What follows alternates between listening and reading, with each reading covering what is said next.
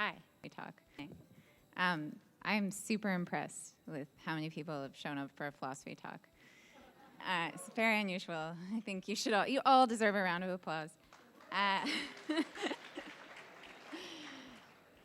I'm going to try not to disappoint, but I'm going to kind of start off with a real downer. The truth is that we Americans are not very happy. College students in particular report historically high rates of anxiety, depression, and loneliness. 25% of college-age students report that they have no one they consider to be a true friend. 1 out of every 5 college students is diagnosed with clinical depression. 30% of college students take psychotropic drugs to try to cope with their life. Suicide rates are climbing, up 33% in the last 15 years.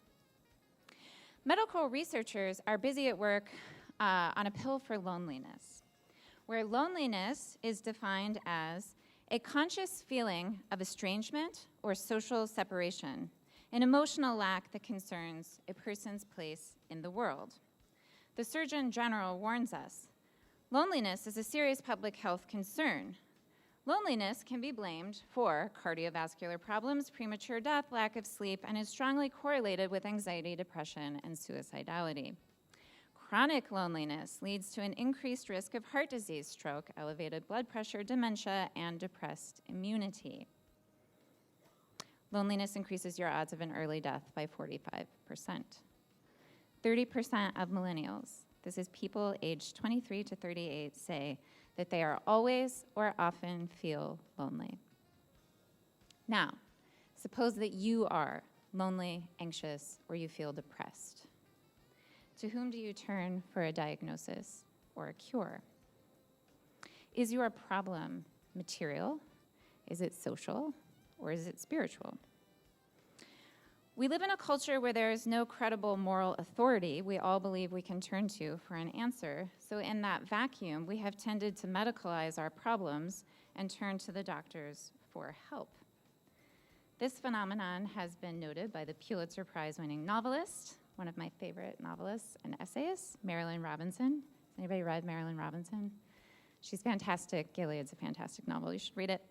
Okay, but she's also an essayist. And in an essay titled Facing Reality, which is in a collection of her essays called The Death of Adam, she says the following: I suggest that for us, the sense of sickness has replaced the sense of sin, to which it was always near allied, and that while we are acutely aware of the difficulties surrounding notions of good and evil, we ignore, though they are manifest, the equally great difficulties surrounding the notions of sickness and health, especially as these judgments are applied to human behavior.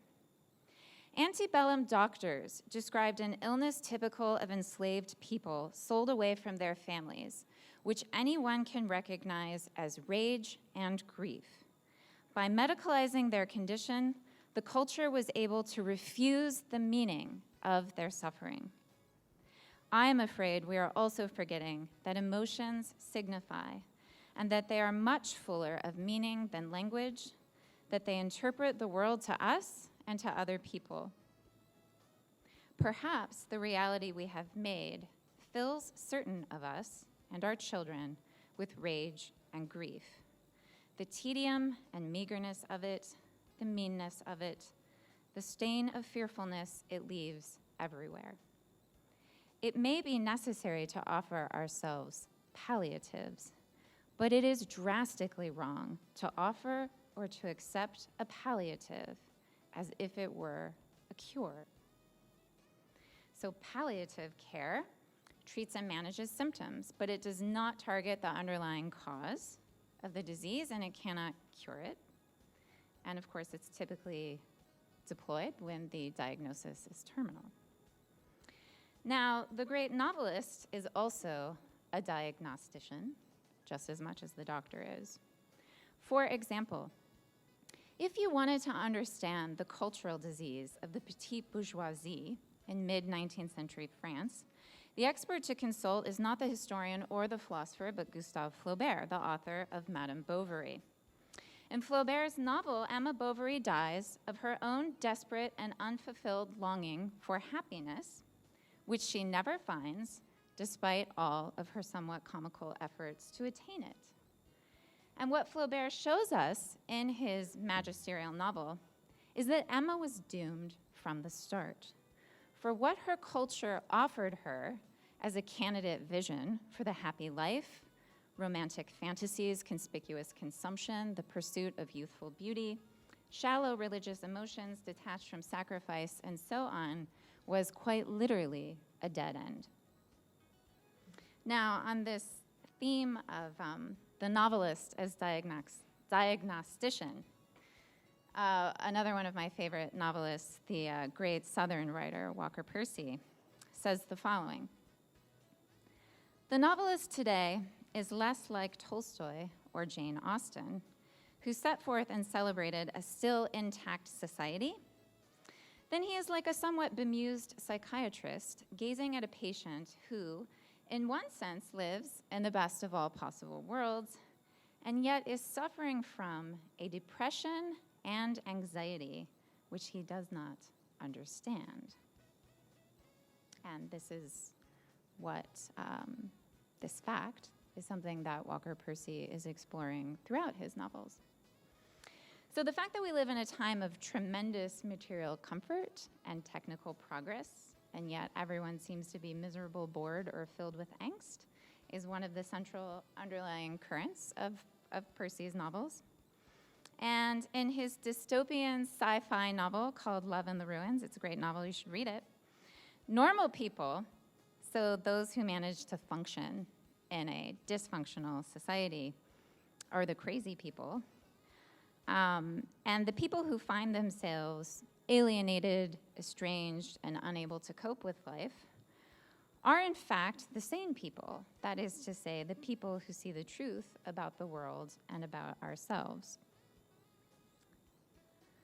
Now, as much as I love literature, I'm a philosopher, and so what I want to suggest to you tonight is that the philosopher is also in the diagnostic game, although her strategy is different from that of the novelist. And this is not a new suggestion. This is the premise of one of my favorite texts in philosophy, The Consolation of Philosophy, written by Boethius.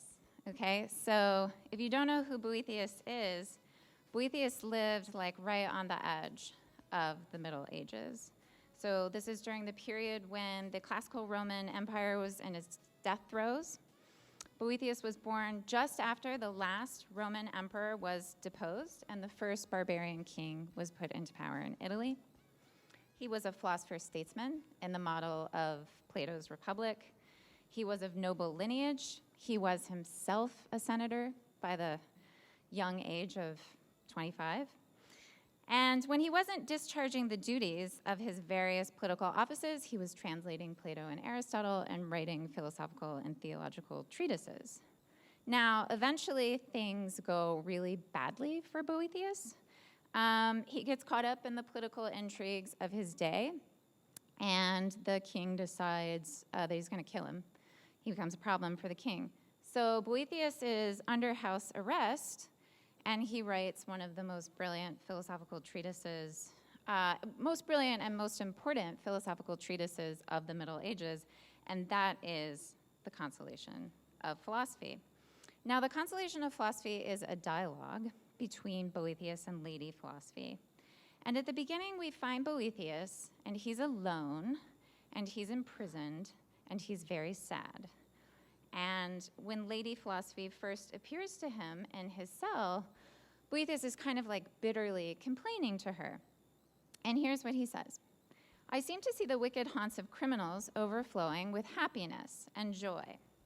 I seem to see good men lying prostrate with fear at the danger I am in, while all abandoned villains are encouraged to attempt every crime in the expectation of impunity or even the hope of reward for its accomplishment."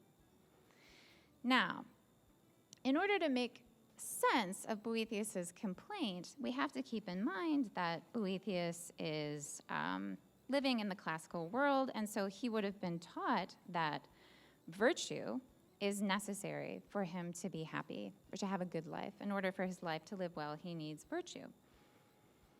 And Boethius's trouble is that he thinks that his own life and the way things in his own life have played out amount to a direct falsification of this rather pious view. And so he complains to Lady Philosophy that the impious truth is much harsher, and that is that the wicked flourish like the bay tree, while he, a just man, languishes in prison awaiting a cruel death by an unjust ruler. Now, Lady Philosophy, whose eyes burn brightly with a vision that Boethius clearly lacks, comes to him in the role of physician. She promises to diagnose his sickness of mind and to heal and cure him. And after questioning him for some time, she tells him reassuringly, it's only a touch of amnesia, quite common, that he suffers, and his cure is to recall what he used to know and has clearly forgotten. So here's what she says to Boethius. You have forgotten your true nature. It is because you are confused by loss of memory. It is because you don't know the end and purpose of things that you think the wicked and the criminal have power and happiness. These are grave causes, and they lead not only to illness, but even death. Now, the rest of the book, which is Boethius's Cure and Consolation, is in fact a philosophical treatise on the human person, what the human person essentially is, and what the human good or human happiness essentially consists in. It's a work of philosophy. It proceeds by careful argument and does not rely on revelation. Lady Philosophy isn't a god, pagan or Christian. She is the personification of human wisdom, of reason in its excellent condition. Now, what has always fascinated me about this text, which fascinated me when I was an undergraduate, is the idea that philosophy can not only diagnose what ails us, but also to help us see our way clearly to a cure. Which isn't to say that philosophy is the cure, that's not what I'm suggesting, but that it can help us see our way to a cure. Now, I want to make a disquieting suggestion. Although our circumstances have radically changed, I don't think we're actually all that different from Boethius, because our problem is very much the same as his was. We too, I think, as individuals, but also as a culture, have forgotten what we once knew about ourselves. And as a result, many of us are muddling through our life in a fog of false self-consciousness. We don't really understand ourselves, who or what we are, what our purpose is, if we have any, and what sort of life will satisfy us in a deep rather than a shallow way. And part of our remedy, but only part, is to try to recover the knowledge of ourselves we once had. And part of that recovery, but only part, is to think clearly once again about what happiness is. Okay, so now I just want to contrast two views about happiness. One I'm going to call the classical view. This is the view of Lady Philosophy and the Consolation. And one I'm going to call the contemporary view, the contrast view. So the classical view. First, the classical view of the human person. Humans are rational animals. That's like the definition of what we are. What does that mean?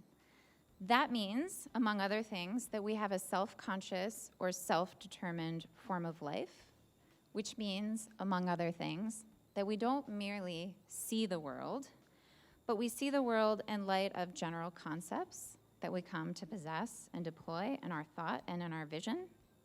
So I'm on campus, I see a mountain, but for me, as a rational animal, to see a mountain is something much deeper than to see something of a particular color, a particular size, a particular shape, but to see it as a general kind of thing, namely a mountain as opposed to a hill or a valley, that's part of a broader world of things.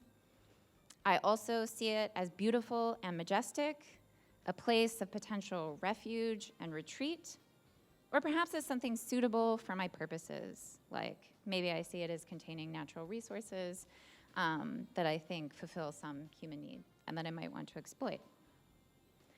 Now, as a rational animal, I am also able to think reflectively about the things in the world that I see and ask general questions about them.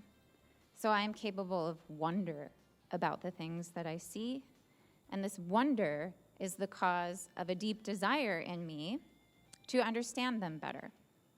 So with respect to the mountain, I might wonder how it got there, or how long it has been there, or how long it might remain a mountain, what it is made out of, etc. My perspective on the mountain in these ways differs from that of other animals who can also see it. But they cannot and do not wonder. They do not see it in this much broader context, under different descriptions, or in relation to a world in whose possibilities seem infinite. Now, as a rational animal, I also have to decide what to do with myself. And through reasoned reflection and deliberation, I have to decide how I'm going to navigate this world that I see and think about how I might change it. And these decisions that I have to make, I kind of don't have a choice. You have to make choices. This is important. My decisions matter, right? So if I make a bad decision, I might ruin my own life or the lives of others. Suppose I strip the mountain for its resources. It's now no longer beautiful or a place of refuge, and that affects more than just me. Ought I to have done this? How can I know if the choices that I'm making are good or bad choices? What's the measure? These are questions that a rational animal cannot avoid. So the question, what ought I to do, is always understood against the more broadly reflective question, how should I live? Now, the classical view, this is the classical view of the human person, takes it that one cannot settle questions about what to do in absence of reflection about what a good life is generally. And the classical view is that one must know what is the highest good, the best thing in life one might possess in order to have accurate, careful deliberation. And the assumption was that if one had communion with such a good, one's life would be a happy one.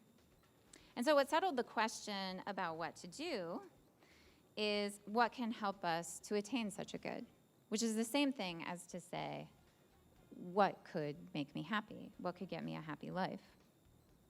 So all this is just to say that the goal and purpose of human life on the classical view was always understood as happiness in this sense. This is the measure of our lives and also of our individual actions. And what was really essential is that this is a natural end. It is not itself chosen, but it is the condition for the possibility of making rational decisions. So you can think of it this way to understand what I mean by it's being natural.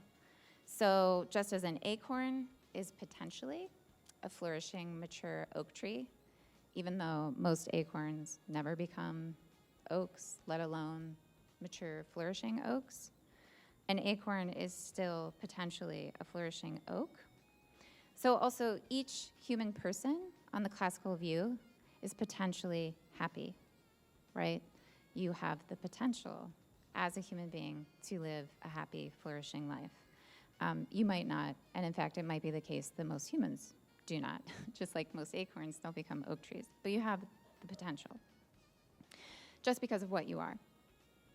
Now, also on the classical view, there is no possibility, no hope of living a happy life without virtue. And for the Greeks in particular, virtue just means excellence. So the virtue of something is its excellence, and the virtue of a human being means those excellent qualities of the soul, those excellent qualities of character that equip you to live a happy life, okay? So they're necessary. Perhaps not sufficient, but they're at least necessary. And so again, just to return to our analogy, we could say, just as a young oak tree needs to develop strong roots in order to reach its mature stage of flourishing. If it doesn't develop a strong root system, things are going to go poorly for it. So too, young people need to cultivate the virtues if they're going to have happy lives. And if we state the view at this very general level, then this was a view that was shared both by pagan philosophers and Christian philosophers throughout the classical world, and also the medieval world. So it was certainly the view of St. Augustine. Maybe you've heard of him. Augustine is really great. So anyone who has read St. Augustine's Confessions knows that he believed from his own personal experience and his philosophical conviction that the most basic desire for a human being is the desire for happiness. And of course, the Confessions is a book that is about Augustine's search for happiness, which for a long time was a failed search. So Augustine, like so many ambitious, smart, talented young people, he knew what he wanted in life, right? And he succeeded, right? Like he got what he wanted. But the funny thing is that no matter how much success Augustine experiences in his life, no matter how many honors or pleasures he gains for himself, no matter how many achievements he unlocks, he ends up feeling anxious and empty. So he's never fully satisfied despite all of these really actually extremely impressive achievements in his life. And he has this moment of clarity one day when he meets a beggar on the street, and he realizes to his chagrin and horror that the beggar is clearly happier than him. And the beggar is like a drunk. He's not someone that is by any measure succeeding in life. But Augustine sees that the beggar is not filled with the anxiety and the fear that is the stuff of Augustine's psychology at the time. So Augustine eventually comes to see, as sort of a long process, a long journey for him, that nothing less than total fulfillment is going to satisfy him. And so at that point, it's a search for what candidate could fully satisfy him. Now, when I teach the classical view, which I do all the time, most students are pretty surprised when they hear that this was the classical pagan and Christian view of the moral life. Because I think we are all more or less trained, whether we are religious or not, to think about the moral life in terms of duties, demands, and obligations, rather than in terms of love and happiness. So religious folks tend to think of obedience to God's commands is what really matters at the end of the day. So you're a good person insofar as you're obedient to these commands, while non-religious folk tend to think of duties to others or the demands of morality. And insofar as we recognize that happiness is the satisfaction or fulfillment of our desires, or the way we feel when we get what we love, we usually think that this has to take a back seat to our moral obligations, because we assume or we infer from our own experience that there is very often a conflict between what we think is going to make us happy or what we experience as happiness and what we know that morality demands of us, especially with respect to our relations with others. So I think that we have deeply ingrained in our psyche this idea that happiness is selfish. And, you ought not to be worried about happiness, but you should strive to be moral, even if it's really hard.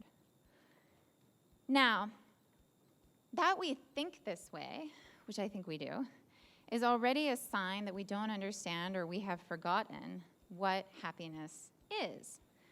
I think the term happiness has become vulgar and corrupted, and it's pretty clear that nobody takes it seriously. And so this brings me around to the contemporary view, where happiness is something that we kind of set aside for small children.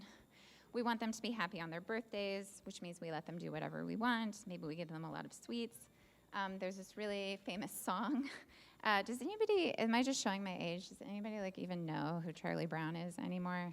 Show of hands. We do. Okay, so great. That survived. I never know. I live in a cultural vacuum. Okay, so I grew up hearing this song. It's a very sweet song, right? What is happiness? 2 kinds of ice cream, knowing a secret, climbing a tree, 5 different crayons, right? But the main message of the song, happiness is anyone and anything at all that's loved by you, right? So happiness is getting what you love, and it doesn't matter what that is. Of course, this is a kid's song, so it's like things that kids love. Kids are much more destructive than this. It's not a realistic song. But anyway, they like breaking things.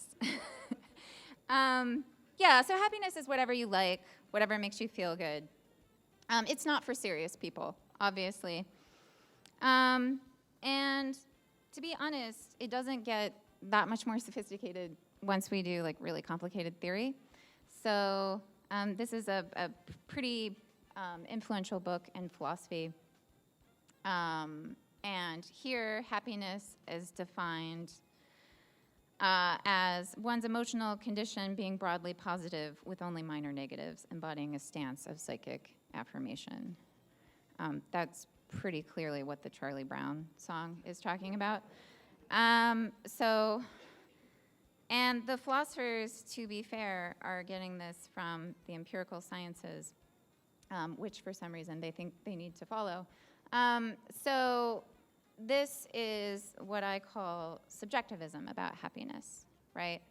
And why do I call it subjectivism? Because it's the view that happiness has to be reduced to and thought of solely in terms of an individual's first personal, self-conscious psychological states. So it's all about how you feel, okay? And so if you want to measure happiness, you would be measuring that, how people feel. Now, what's wrong with this? Okay, so in my opinion, subjectivism isn't simply shallow and unserious, though it is shallow and unserious. It's actually worse than that. And to get you to see this, I want to invite you to do a little thought experiment with me. I'm a philosopher. I like thought experiments. So imagine a machine that you can step into, and it will make you experience, once you're in it, subjectively speaking, all and only happy psychological states, right, as the subjectivist defines it. Now, the subjectivist can define that in different ways. They might think it's pleasure.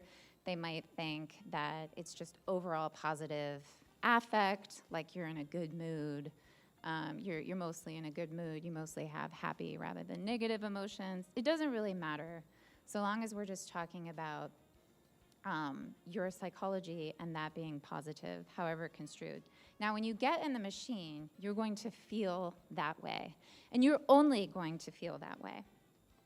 Also, once you are in this machine, you don't know that you're in the machine, so you can't like feel bad about it. Now, from your first-person perspective, it's going to seem like you're really living life, okay? So it'll be phenomenologically indistinguishable from your real life. And so it's going to seem like you're going to be enjoying all the really good things that you like in life, and none of the bad things. But of course, you're not actually enjoying any goods. You are, say, floating around in a nutritive jelly doing nothing while your brain's being externally manipulated so that you experience these positive subjective states. And now the question is, and it's a question that I invite you to consider and ask yourself in a very serious way, would you get into such a machine? What reason would you have, or what reason would you not have to get into such a machine? Is that what you really want out of life? Also, once you're in the machine, you can't get out. It's not like, oh, it's a weekend, like I'll go in the machine. No, it's like you're either in the machine or you're out of the machine. So it's a life choice, and an important one. Now, if you do not want to get into the machine, I hope you do not want to get in. The question is, why not? What's missing? right? Now, theories that understand happiness solely in terms of an individual's subjective condition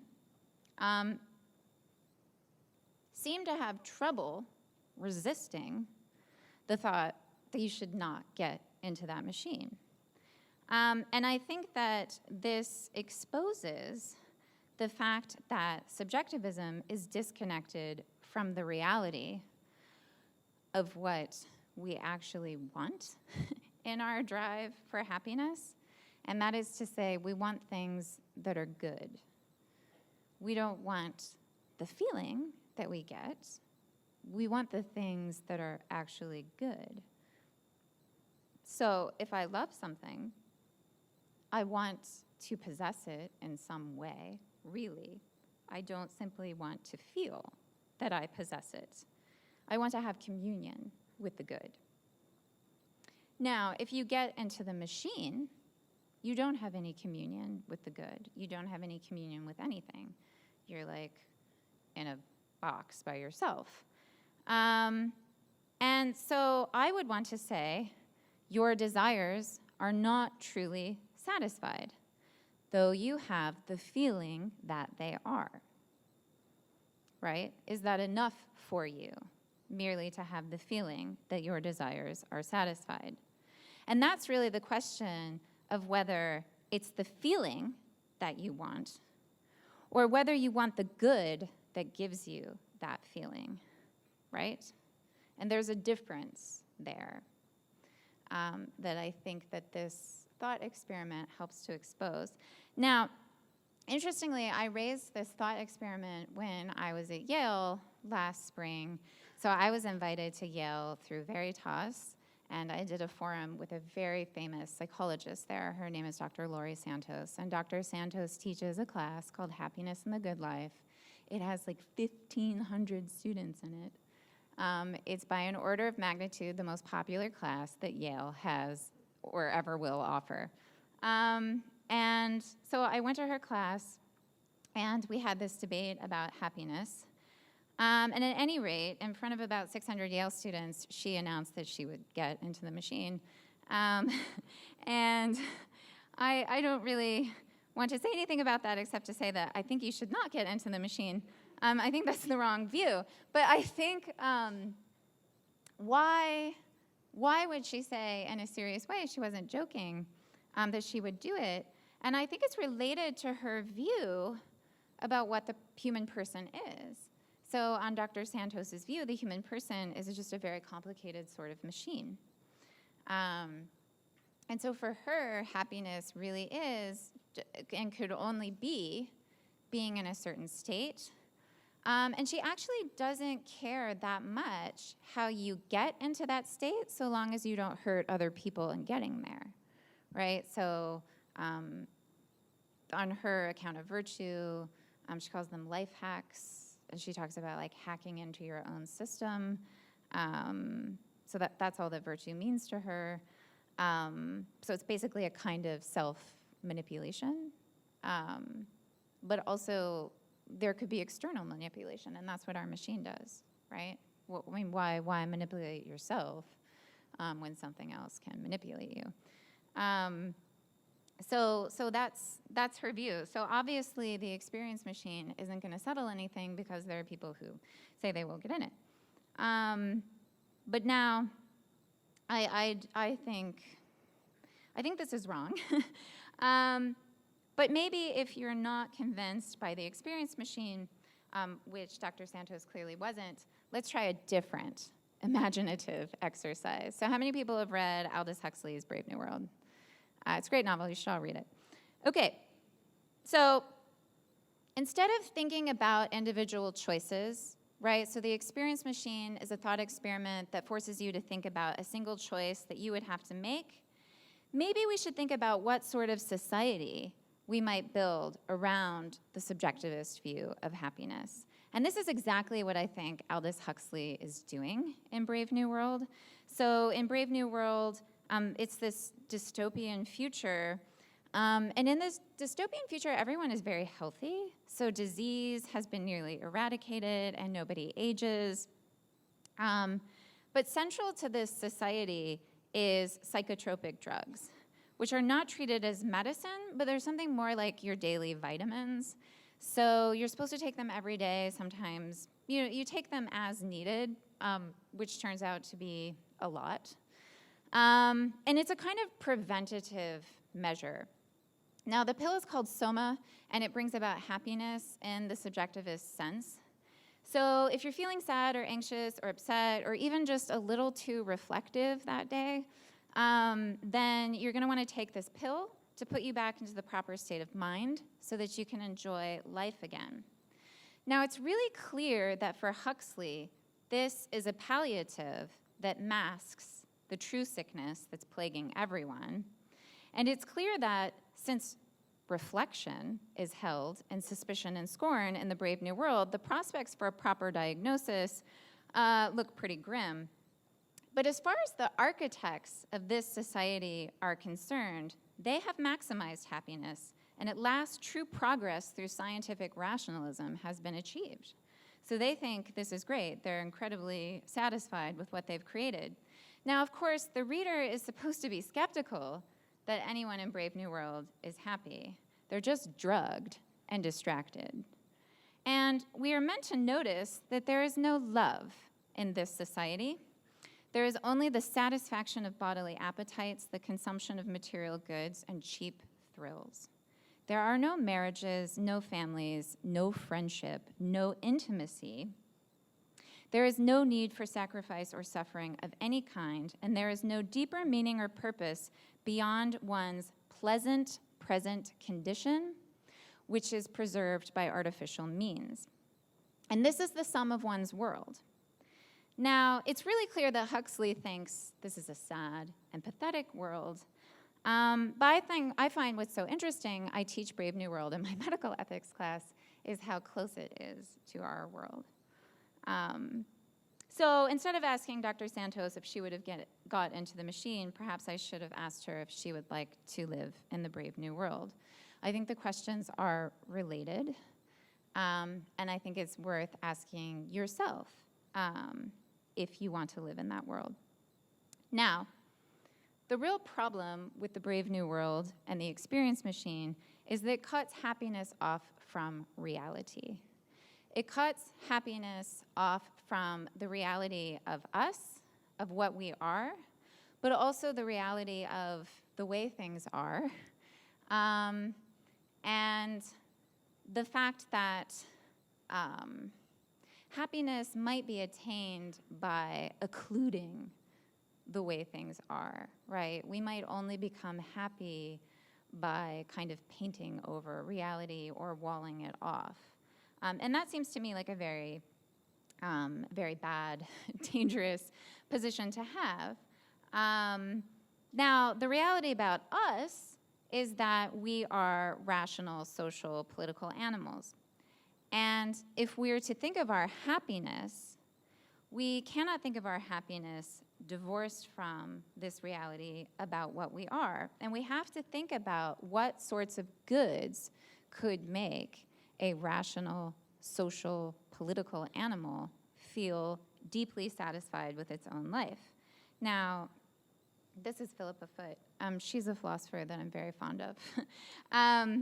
Philippa Foot is trying to argue for this in a philosophical book called Natural Goodness. I'm not going to read this quote, but in this book, and Philippa Foot, by the way, is an atheist, so this isn't a Christian writer, but she thinks that we ought to be thinking about happiness. We ought to be thinking about the moral life in terms of happiness, but we cannot possibly do that without grounding it in real goods. And another thing that is extremely interesting to me about Foot is that she thinks the best person who's written on happiness is a medieval scholastic monk, Thomas Aquinas. Now, if we turn to Aquinas, we see that he distinguishes between two senses of happiness, actually four, but I'll focus on two. He's a philosopher, so he just makes distinctions. The first is a formal sense of happiness, and the second is a material sense of happiness. So in a formal sense of happiness, it's like whatever your vision is of the good life against which you make actual choices, right? So when you deliberate about what to do, you have to have some conception of how to go on in your life, and that's a criteria by which you can say whether or not I'm going to do this as opposed to that or the other thing. But then there's a material sense of happiness. And the material sense of happiness is what you think those goods actually are, right? Is it honor? Is it pleasure? Is it wealth? Is it power? What is it? What's actually going to make you happy? And when it comes to this, Aquinas thinks, well, nobody agrees, right? So like everybody wants to be happy, and everybody has to formally have some vision of the good life. But when it comes to like what that vision is, everybody disagrees, and it's a mess. So how can we know? And what Aquinas says in the treatise on happiness is the following. Well, he says many things, but among the many things, he says the following. Look, if you want to think about happiness, then you're thinking about something that's psychologically real. So you're thinking about something that's actually really going to satisfy you, and that from your first personal experience of things is going to satisfy you. But it's going to be a real something that satisfies you, right? So Aquinas can distinguish between degrees of happiness or kinds of happiness. So you might have a kind of very shallow kind of happiness, right? So it's not stupid to call like kids happy when they have 2 kinds of ice cream. They are happy, right? But they're not like happy in the way that, 2 adults are happy when they get married or when they have their first child or something like this. So we can have sort of like shallow happiness, and then we can have deep happiness. And Aquinas thinks there must be something that can fully satisfy you, right? There must be some good which, if you had it, is going to fully satisfy you such that you won't want more, right? And so whatever it is that you want to try to order your life to, it should be that. You should figure out what that is. What are the possible candidates for that? And then Aquinas goes through the list. Like, could it be power? Could it be wealth? Could it be pleasure? And it turns out the answer is no. It could not be any of those things. So what could it be? Well, Aquinas makes another distinction. 2 more distinctions, actually. So there's a distinction between private and common goods, and there's a distinction between imperfect and perfect happiness. And it's essential to Aquinas' view that happiness is a common good. So it's not a private or a competitive good. It's common in 3 senses. It's common to all human beings. All humans want it, right? It's the same thing for all human beings. It's not competitive. If I'm pursuing happiness in the right way, it's not like the milk at the store, right? If I'm pursuing the milk at the store, there's less milk at the store for you. It's not like that with happiness or the stuff of happiness. It's not competitive. And it's participatory. And that means that, and this is the most essential element, I think, and it's the thing that we lack when we think about happiness. I participate in this good with others, right? So I'm a part of it in the sense of participant. And that means that I can't get it by myself, and I don't enjoy it by myself. So the best way I can think of to make sense of this is to use an example. So think about an orchestra playing Beethoven's Ninth Symphony. Suppose you're a French horn player, right? You can't create the symphony just playing your French horn piece, right? You gotta have all the other people in the orchestra also playing their part, right? Together you create the symphony, and you cannot create it on your own. You also cannot enjoy the good on its own, in part because you can't create it on its own. But Aquinas actually thinks that you enjoy it more. Like, you might enjoy practicing your French horn, you're a French horn player, but you enjoy your French horn playing much more when you're creating this beautiful work of art with others. So Aquinas is thinking of happiness in that sense. It's common, it's not competitive, it's participatory. And that's very important because what Aquinas ends up saying is that the happy life is a life of friendship. Now, Aquinas, like Aristotle, thinks of friendship in a very capacious way. So we tend to think of friends narrowly, right? Like I have my friends. And that's just one kind of relationship, but I have all these other kinds of relationship. I have erotic relationships, and there's for Aquinas, every loving relationship is a kind of friendship. What does that mean? It just means loving communion with another person. So it's a mutual union of wills in which each friend wills the good of the other, right? That's the basic understanding of friendship. Now, this sort of loving communion with other people, this is the stuff of a truly happy life for Aquinas. And it requires virtue. If you love someone and you want their good, that means more than just you wish them well, like you don't want bad things to happen to them.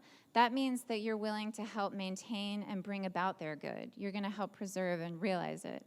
And in order to do that, you have to be a good person. You have to have courage, and you have to have prudence, and you have to have humility and all the virtues if you're going to be there for your friend. And you cannot be proud or wrathful, or you are not going to be a good friend.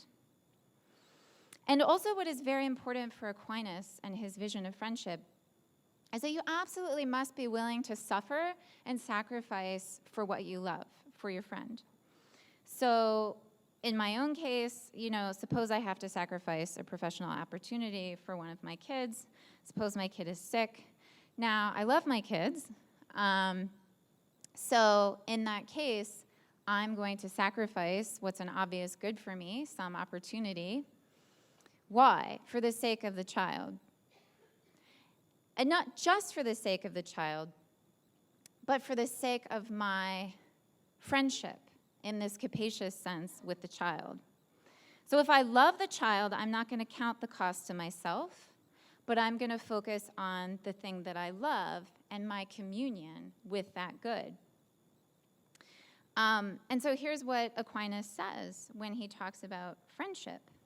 He says, in friendship, the part does indeed love the good of the whole. Not, however, so as to refer the good of the whole to itself, but rather itself to the good of the whole. So what does he mean? Basically, I think that he means that when you have a friendship, a true loving relationship, you understand your happiness as something shared in common with your friends, such that it is impossible for you to be happy unless your friend is happy, right? So if your friend suffers, you suffer. If your friend flourishes, you flourish. It's a common good. Now, ultimately, Aquinas thinks that the highest form of love and friendship, he's a medieval monk, so maybe it's not surprising, he thinks it's love of God and love of neighbor as oneself by relation to love of God. That's charity, right? And that's a higher kind of friendship. Why is this the highest kind of friendship?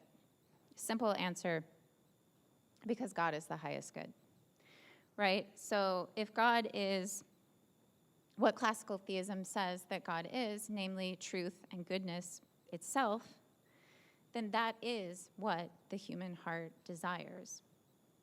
And if we possess that good, then there's nothing left for us to want, right?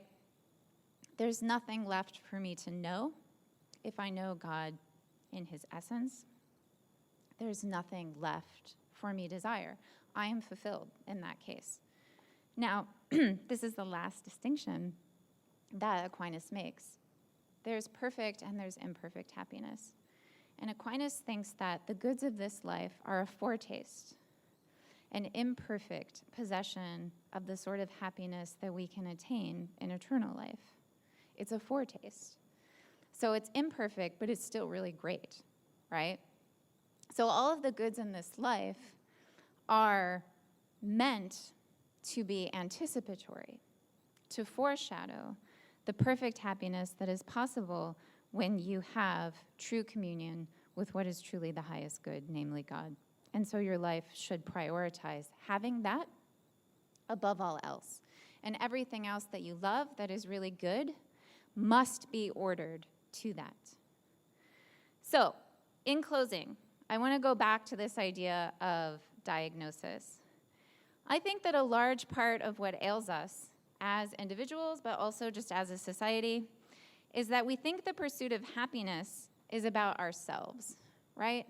And we get really protective of ourselves. And we don't like the idea that we would have to sacrifice anything for anyone else. But look, you're never going to be happy unless you realize that that's not the kind of thing you are. You're not an isolated, autonomous individual. Hang around an infant, okay? And you'll see really clearly that human beings are not isolated, autonomous individuals. Human beings are very needy, vulnerable creatures, and so are you.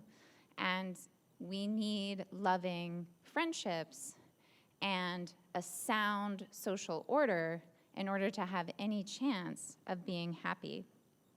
And so we need to think about our happiness not as the contemporary view suggests, not as something selfish that ought to take a backseat to morality, but really as the thing that you should devote your life to. You should devote your life to whatever you think the highest good is. And it's worth asking yourself the question, am I willing to die for what I am currently devoting my life to? And if the answer is no, you might not really value that thing all that much. You might actually value yourself much more. But I think that if you love yourself above all things, you won't actually truly be happy. Thank you for your attention.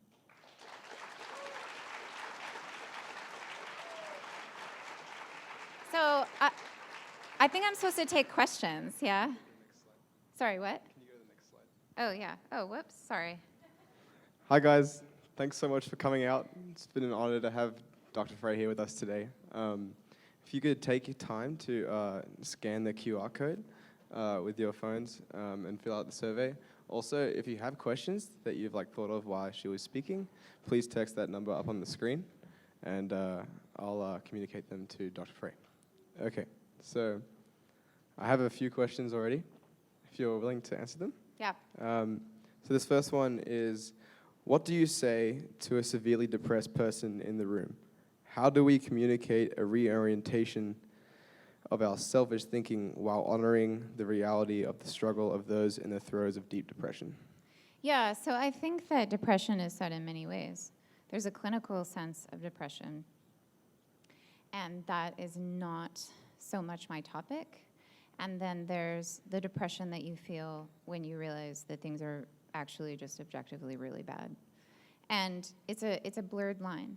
So I have done work and done some collaborative work with some folks in psychiatry who, in their clinical practice, have become very keenly aware of how blurred that line is, and where they are quite worried that they are giving people mere palliatives, right? So I am not a clinical psychiatrist, and I am not trained to tell the difference. And I wouldn't pretend that I am. But I will say that there is a problem within clinical psychiatry of not having an adequate criteria for telling the difference. And there is a problem of medicalizing ordinary human rage and grief and sadness.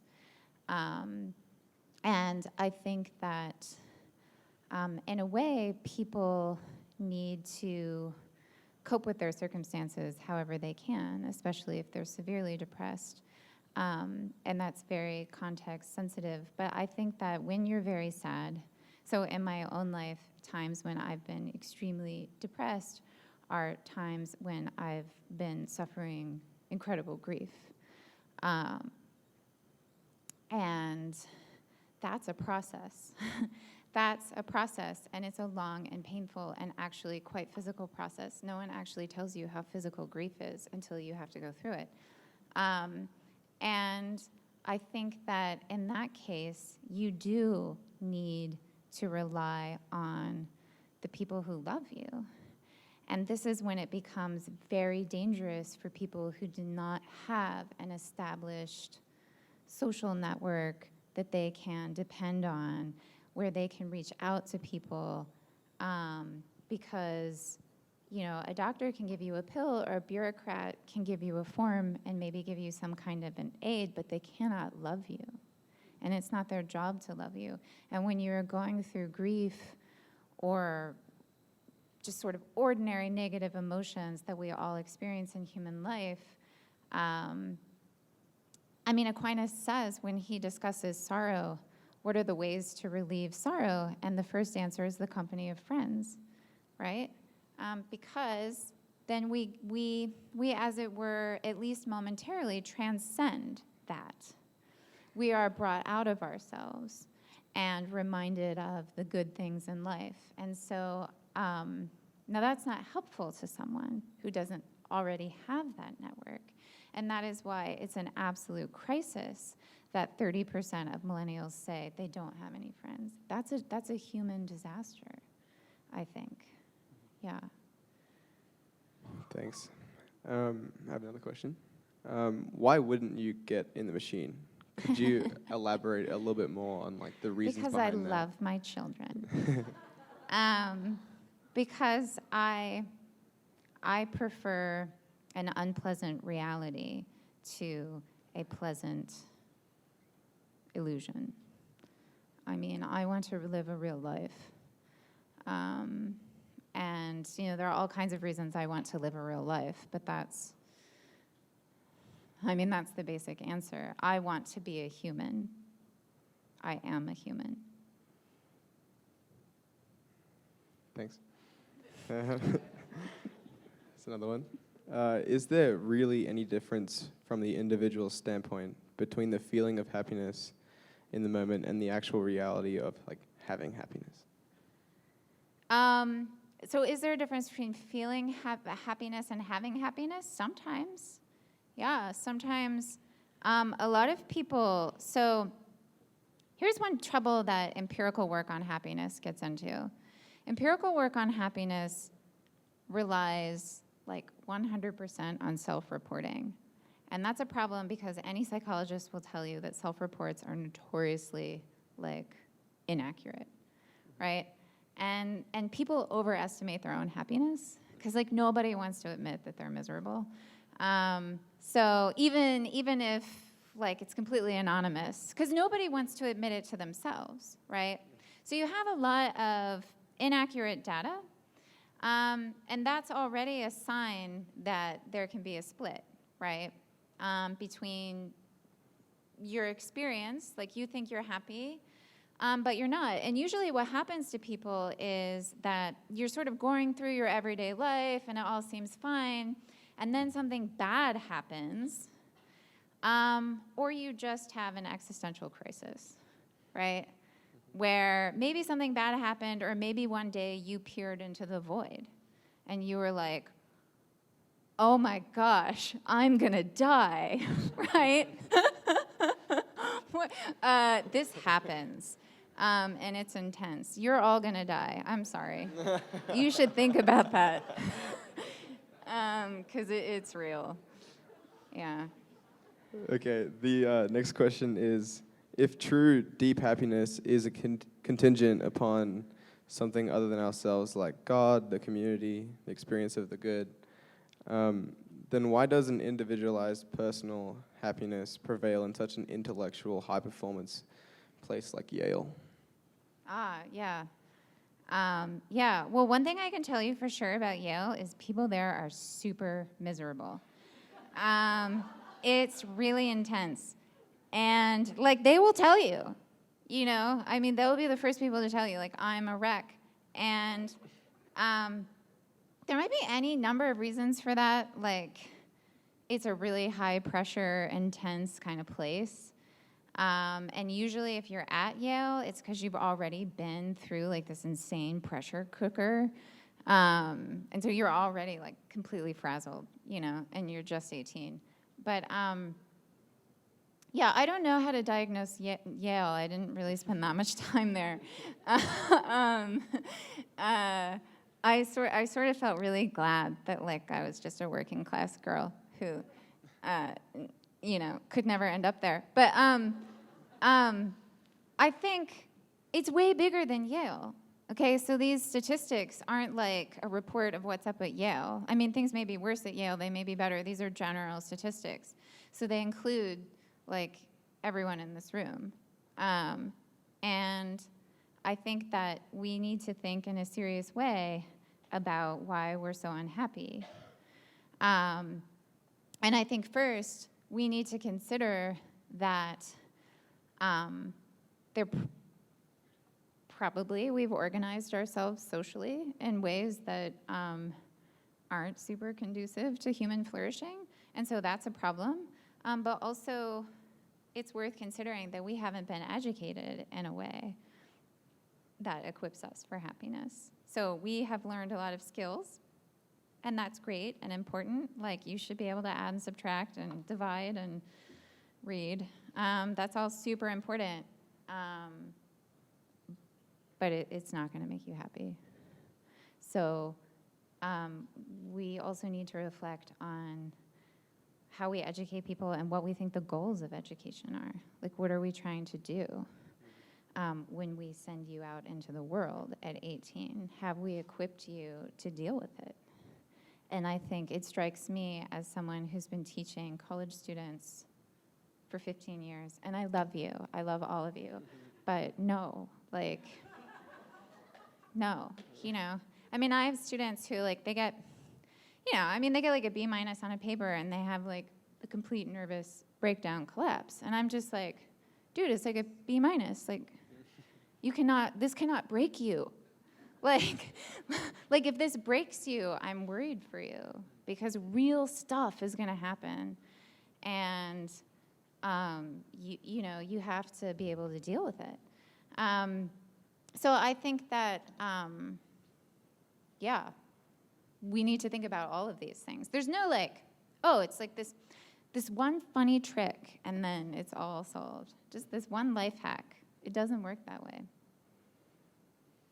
Okay, this is the last question. Okay.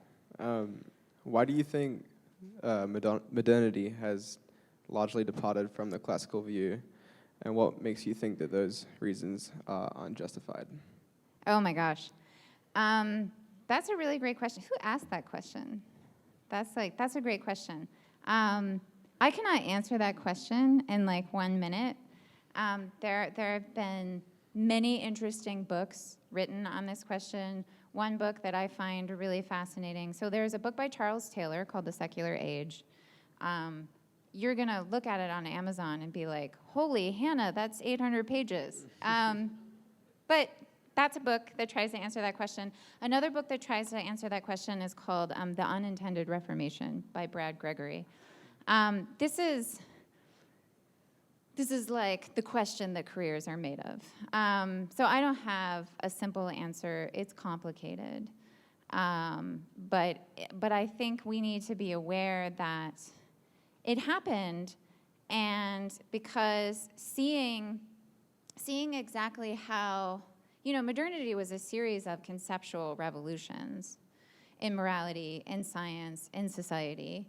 And in order to figure out how we can actually legitimately recover the classical view, you can't snap your fingers and recover it. We have to think seriously about what got lost or obfuscated and think about how a 13th century medieval monk and his views on happiness can speak to our contemporary context, which is very remote from his. And I haven't done that work right now. But that's the work that people are pushing forward and that I am trying to push forward in my own work. Yeah, that's a great question. Cool. Let's thank Dr. Frey one more time for that lovely talk. Thanks.